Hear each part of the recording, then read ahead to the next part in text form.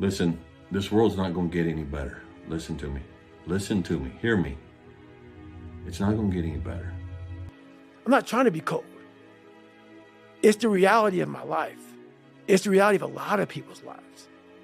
And so, yeah, that had to happen for me to be haunted, to pull out, to extract the guy that I am today. That haunting is something that's still there today. Because no matter how much you improve, no matter how much you change who you are, it's not permanent. You don't just wake up and say, oh my God, man, you're David Goggins, you break records, you do this, you do that. People want to know, how are you able to just be so hard? Because I never turned the fucking thing off. Because once it turns off, I go right back to the David Goggins that is. And that's the guy that I'm constantly fighting every day. And it's a choice. And that choice makes you misunderstood. It makes you crazy. Peace is very precious. It's very precious. It is my most precious thing. And it is the thing which I guard with the most jealousy. And I look at it like it's a treasure here. And I build a wall around it. And you're not breaching that wall. And you're not coming over the wall. Now you can come up to the wall, but when you start coming over that wall to disturb my peace, then we're gonna deal with it. Now there's a door inside, and anybody who's peaceful, anybody who's reasonable, anybody who's logical, they can come in and we can visit and they can say hello. But if they start threatening that treasure there in between us, that peace, they're getting put out and they're not coming back in. These are my boundaries. You can't come in my boundaries. One of the reasons you can't come in my boundaries, because if you do, you're going to take me back to the person that I don't want to be anymore. I can't be that person. And I absolutely refuse to let anyone drag me back to that person. So I set boundaries. When you do something that you shouldn't do, it's worse than you think. And when you do something that you should do, it's better than you think.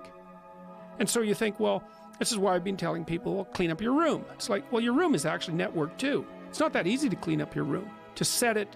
So you want your room to be set up so that when you walk in there, it tells you to be better than you generally are. It's organized, it's got direction, everything's in its place. You try to do that in a chaotic household.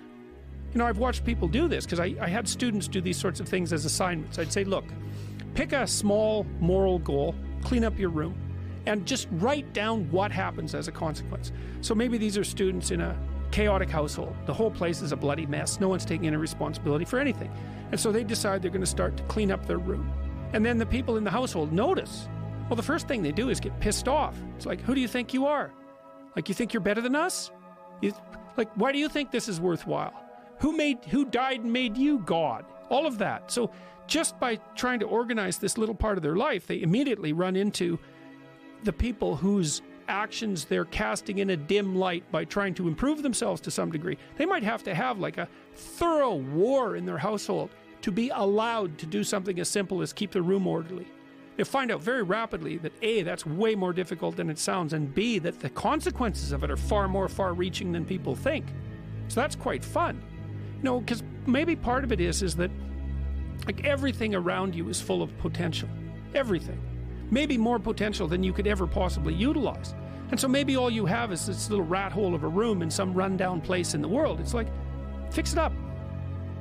There's more there than you think. See what happens if you fix it up. And you'll fix yourself up simultaneously because you'll have to get disciplined in order to fix up the room.